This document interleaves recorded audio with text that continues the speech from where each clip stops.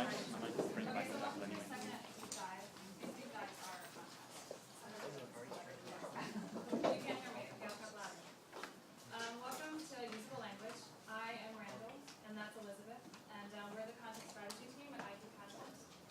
We make websites.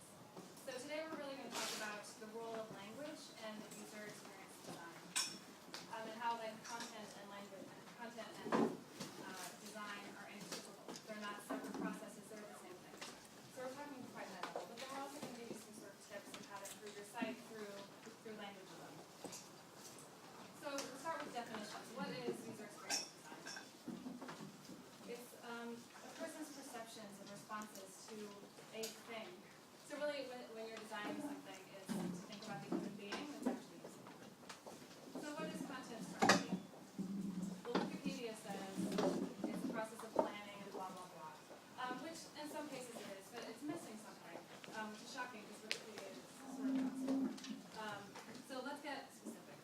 So we're going to really talk about 4 areas of user experience design and how content is really the foundation of all of those things. So we'll talk about information architecture, which is how you organize your information. It's how you take all that stuff and organize it. Design, which is like interaction design and page layouts and stuff like that. Analytics, which is how you measure what's happening on your site, what people are actually doing on your site. And usability, which is really like user testing. So we're going to start with some information architecture. So information architecture sounds important because it was coined by a guy who used to be an architect who turned into a graphic designer. His name is Richard Solomon. And he says that information architecture is only noticeable when there's something wrong with it, which is really the case for user experience design anyway. As in, you're not going to notice a doorknob unless the doorknob is near the floor and you're really irritated. It's the same with information architecture. He also said that it's like instruction for organized space. So he compared it to like the layout of a room. The way people move from section to section is the way they move from room to room. So he made this Tokyo subway map, which it was like a new map. So it has nothing to do with the actual geography of the subway. It's really just based on the users themselves. Like all they care about is what is their stuff, what comes after what. And that's how we designed the site. It was like a totally new way of organizing that information. He's full of great quotes, so I love to quote him all the time. The first one is the only will call information if it informs someone, as opposed to like useless words, which is a lot of information. He also says if you throw 140,000 words on the floor and make like a sentence out of them, that's not a dictionary. And the point of him saying that is that half of information architecture is the ability to find what you're organizing. So, in a nutshell, it's making the complex, which is all this like blood of information, making that clear. There's lots of ways to organize information. The web really deals with sort of the last two, which is categorizing based on relevancy and hierarchy. What's more important than the other? What comes underneath other things? But really, the point is, if you can organize something perfectly and you don't label it well, then it doesn't matter. Like people can't find it.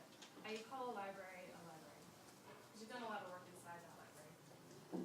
So we're going to look at some actual examples of information architecture, and some are good and bad, but really they're different, and see how they do it and maybe think about why they did it. So this is WNYC, which is a public radio station in New York, and they have a ton of shows that they update daily or even hourly. So they have a lot of information that's constantly updated, and they organize it just 4 labels, and they distinguish it really between news and culture. That's the 2 categories that they put it in. And they also have shows, which is another way of finding the same thing, if you know what show you're looking for. You can compare that to the New York Times, which is sort of the same. They have a lot of news that they're updating constantly. But they have a ton of categories. They have 18 major ones and then 30 sub-ones. They're they're far more specific than WNYC is. This is good to help people find things, but it can be hard because things will fit into more than one category if you're super specific. So say they have an article once about the Food Network, and they put it in business, and they put it in dining, food and dining. That can pose a problem for some sites when like there's like an explosion in 2 sections. BBC does it totally differently. They organize by top stories, as in all they care about is the newness of it, because who cares about old news? So they're sort of doing a chronological organization of information. RTE has these 2 tiers of information, but there's no particular reason that one is above the other. It's okay because their labels are quite clear, but why why do they have these two levels? One is not above the other one. McSweeney's is a literary magazine, and they really have a labeling problem because it's quite specific. And that, I mean, that's branded, so people in the know that, but it's a bit exclusionary because it's not general. It doesn't say what it is. You have no idea what that is. Citizens information is interesting because the whole thing is categories. Because people come to citizens information to find a specific question always. No one ever goes to browse. Everyone comes for such a specific reason, so they have lots of categories really openly displayed, not just on the top level. Ulster Bank has an expanded navigation, so they show the labels that are underneath the main categories. They show all of that, and it works because there's a lot of white space, and their labels are quite clear. So you have to do a little bit of work. What if I click on processes here? What would I be reading? Does anyone know what that label means? I don't either. I have no idea what process is. Well, I mean, I know what it means, but I don't know what it means here. What about if I clicked on life insurance? What would I be reading? Life insurance. You'd probably reading about life insurance. So that's an example of a label that did not work and a label that worked. So the whole point of information architecture here is that how well we organize is based on how well we know our information, which is the content, right? And if it's not labeled well, then people can't find it. So you have to take those two things into account. So we're going to move on to design now. So design. I'm going to talk specifically about how important content is in design and how it should really be at the core of design. So in the old days, and now also, wireframes came before content. So people would sit down a piece of paper and they would draft out what they thought, do research and they would what they thought page should look like. And they might do something just on paper, or they might just be more high fidelity that was, done with a software program like Visio or Omnigraph or something. But really, the wireframe is based on the content. It has to be based around the content. Otherwise, it's pure fantasy. It's a frame for the content, and I think that's often forgotten. And the integrity of the wireframes and the success of the design that follows from the wireframes relies completely on how well it actually supports the content that it will have to display. Not just on the launch day of the website, but a year and a half later when the web editor is trying to get a new page up and they have content that doesn't fit the new design. That's how the design degrades because the content doesn't fit it. So you can have something like this, logo, title. I like that they have a question mark here beside blog and article, which just tells me this person has no idea what content they're going to have. It's all just, I think we might have something like this. Maybe 1% of the time they're going to hit the mark, but they're not basing it. It's completely risky because it's not based on anything real. You might have something more high fidelity here, more pixel perfect. I want my logo to be this big. I want the font size to be this big, and so on. But there's still no content. I still don't know what formats I'm going to have. I don't know how long the articles are going to be. I just really don't have any sense of what's going to happen here. So then you have the wonderful invention of Lorem-ipsum, which is basically like saying if I write content that is exactly the same length as the Lorem-ipsum text, then of course the design will work. But still, it's complete fantasy because you don't have any understanding of what the content will actually be. So the best wireframes anticipate content. You can never know for sure what content you're going to write in a year, but if you know what content you have now, what material you have, and also what topics you're going to cover, then you can have a sense of, a very real sense of the kind of content you're going to have to display and make a better design decision based on that. So the reason for this is that traditionally we design a wireframe, then we hand that over to the designer, we have our designs, we have templates, and then all of a sudden we have a website, and then we start writing the content. Well, that's kind of like, printing a book with blank pages and then writing a novel afterwards. Like it doesn't make sense, and I think that's why content strategy has become so important of late. So I'm just going to show you some examples of layouts and how they constrain content. Now, sometimes constraining your content isn't a bad thing. We have to write more succinctly on the web, we have to write shorter, and sometimes having these constraints around us that evolve helps us to be more constrained. But I think an effective web editor should just know that they have to be constrained anyway. Boxes, whenever an interaction designer gives me a wireframe, which still happens, and says, okay, write content for this, and it's full of boxes, I just want to put my head on the desk and cry because it's really, really, really hard to write content in a very small space, and if that space is constrained, it's so much harder, especially in something like this. This is a site that IQConf designed a few years ago. This is a snapshot of it as it existed then. It doesn't look anything like this now because the content actually designed very, very rapidly, and that's partly because the company changed and all sorts of things. all these big, world decisions that get made will have an actual effect on the web editor and what they have to deal with. But you can see that it's a very clean design. The labels are really clear and effective, and it's quite simple. But there's also things that a web editor will notice when they look at this, which is that I can only have so many characters in a line, and I can't drop down to another line. I can only have so many links. What if they add a new product? There's these kind of considerations that come into play when you design new boxes. And that actually happened a few months after we designed the site. They purchased another company, Viva's Health, I think it was, and we had to link up to their content, and we didn't have enough content to link to fit the design, so we had to kind of Frankenstein it and do something different with it. And it kind of worked okay for the first few. We just wrote teaser text, we had calls to action, but then the business wanted to put all this news in, and they said, well, we want all our news to be on the page, and they only had one box, and so you can see that it's stretched the length of the box so much that there's a lot of white space in all the other ones, because they all have to be the same height, or else the design is completely broken. But really, the design is broken, because it's not serving the content. So boxes in general work really well for image-led pages, so gallery pages, shops, portfolio sites, things like that, because you can define much more simply, the size of an image. It's more easy to do that than it is to define the length of the content. So there's an example of it working quite well, and you can see we have different sort of volumes of content in different boxes, but it doesn't break the design at all. Expanding menus or accordion folds are a similar idea of how to write within a small space. This is from the Apple site. I don't think they actually have these anymore, but it's just a way of displaying basically relevant information together and a lot of information in a small space without having to scroll down the page. So they used it for displaying like apps and related content and top paid apps and pics and all that kind of thing. It's just kind of like a additional relevant content piece. This is the Vodafone website, and if you look at the entire page that this is on, it's actually just off to the side, so you're competing with a lot of other content on the page. It's a help and support page, so they're using it to display a lot more content. But it's effective because from a help and support point of view, if somebody has a question, they have one question, and they're coming to the page looking for that one question. So by displaying it like this, you're only revealing the content that they need to see. So when they navigate to the page, they come to the page with that piece open, they can see their content and then make their decision. But you can see you still have to be quite short with the amount of content you can include there. You really couldn't go to sort of 3-4 paragraphs. It has to be really succinct.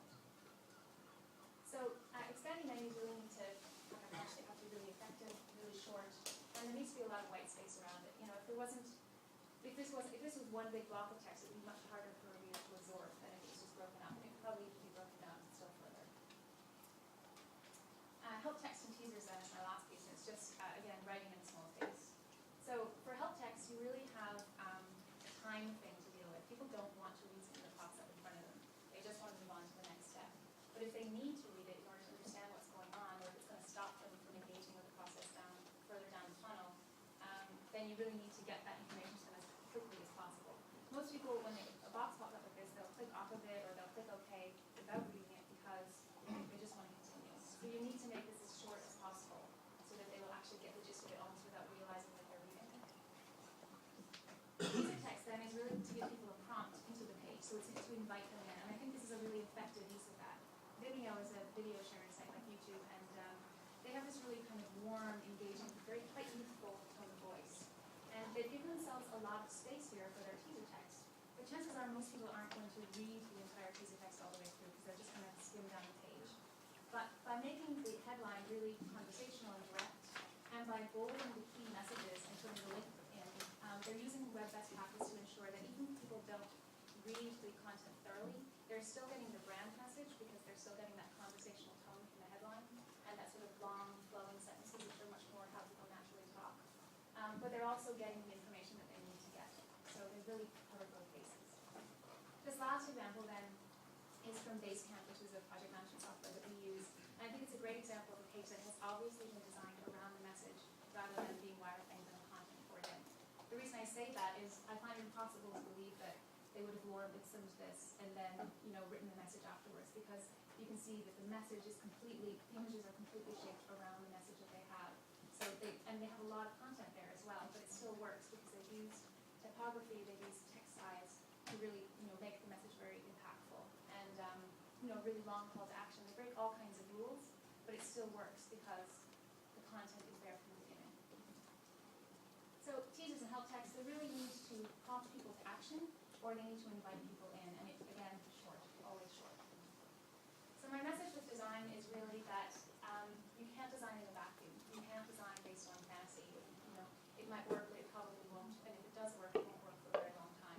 If you have your content in place, if you have a sense of the content you're going to include, you're going to make for much richer design choices, much more unusual and unique design choices as well over time. Because you're basing it on something that is unique to your site and that is real. That's that. Analytics is nice. Okay, it's time for analytics. Maybe just for me. What is analytics? It's data, and it's usually just like piles of it, and it's like a head wreck, but it's really fascinating once you get into it. What is it actually the content? A lot. I would almost even say everything, because you're measuring how people are interacting and engaging with your content, with the stuff that they're reading on your site, or if they're looking at their images.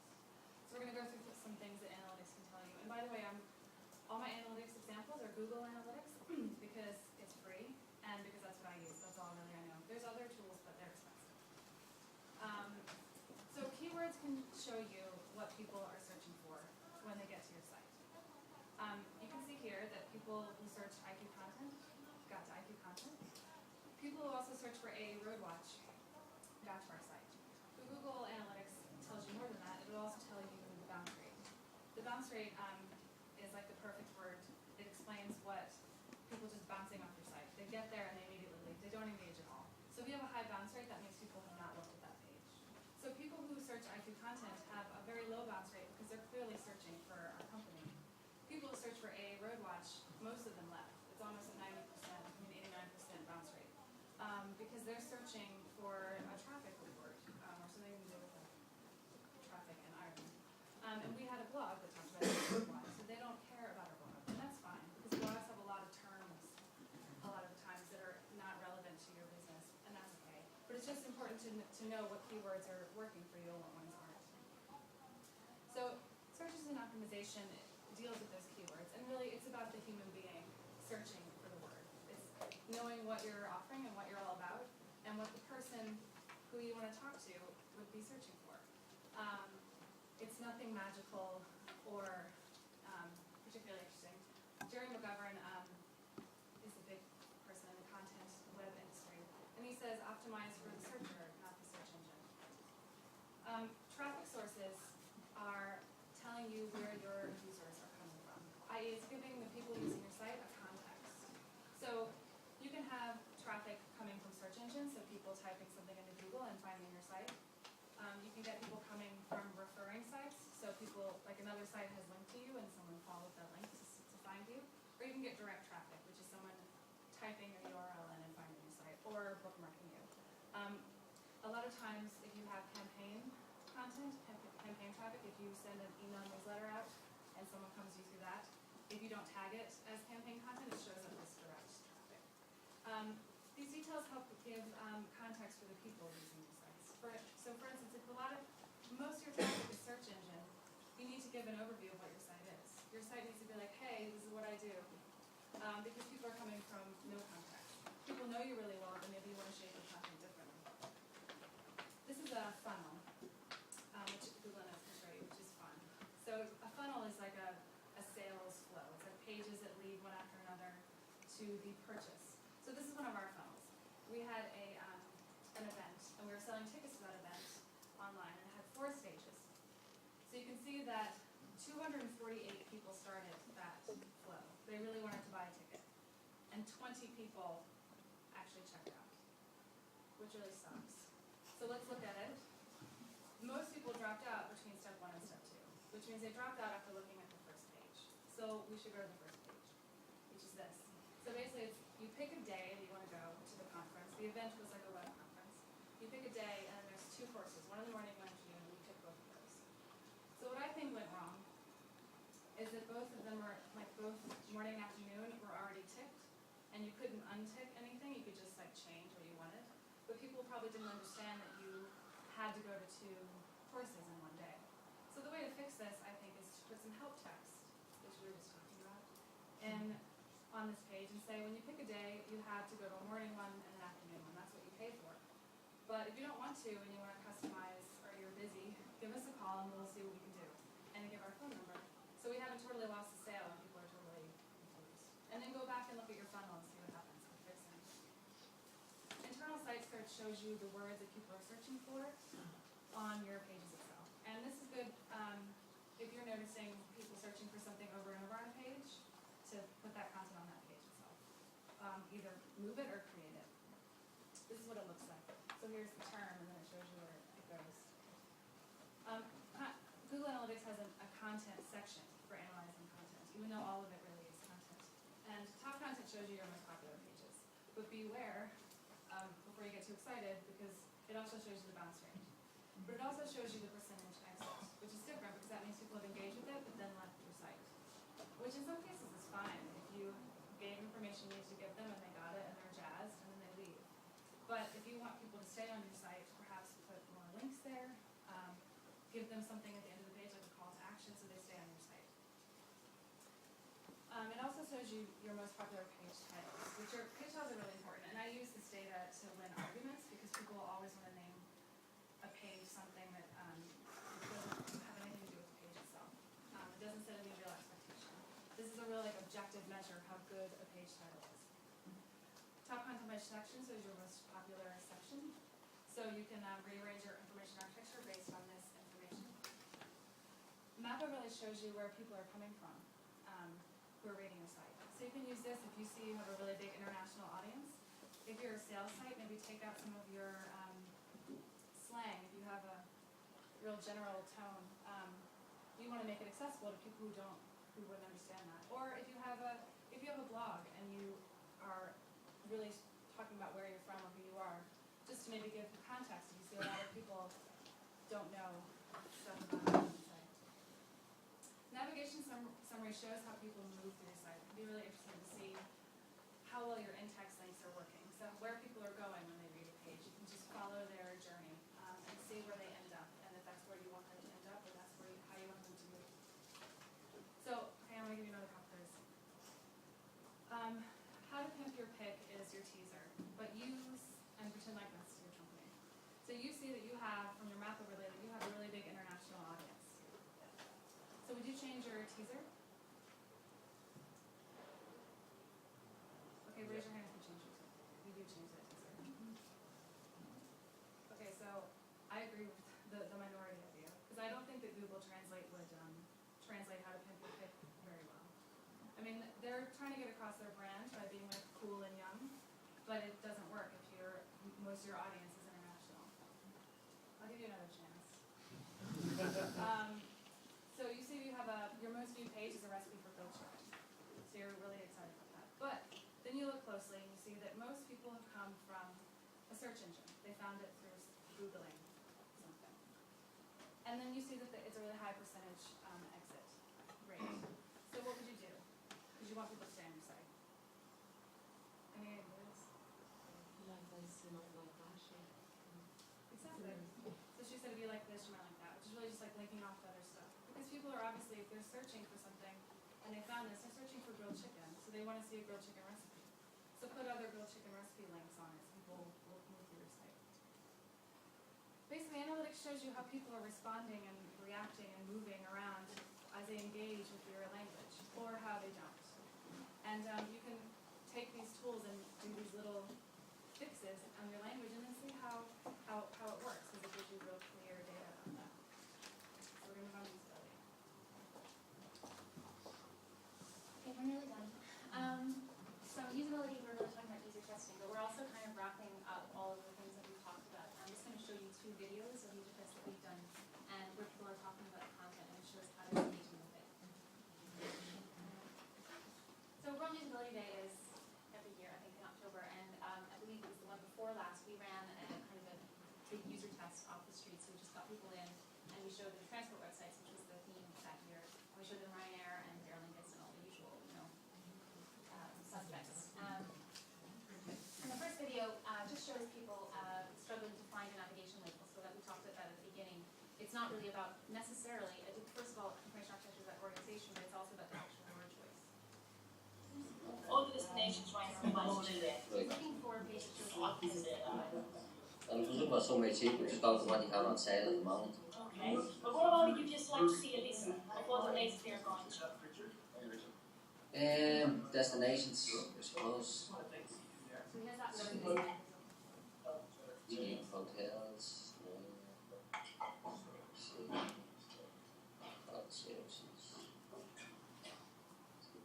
Free city girls. That's not really. So you can see, like, because this study's so woeful, he's really not happy with anything that he's doing. He's just looking for a word, and he's looking anywhere and everywhere to find that word.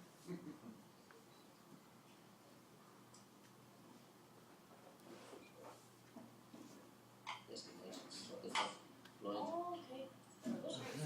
Right, so she was a very good user tester in that she sat back and let him deal with the monstrosity that was throwing our website. But I mean, it also shows that even though this is a terrible design, I hope nobody from Rhino looks or we're sorry, but even though it's a terrible design, we still managed to succeed. So you could tick that off as a success rate in your user testing, like it actually worked because the word choice was there that he was looking for. So it's, you know, there's always a balance there. Obviously they should still be redesigned, but nevertheless. The next one just shows how too much volume in a page design at a certain stage in the funnel will stop people from looking. So people have a really natural comfort level with certain volumes and types of content at different stages of the process.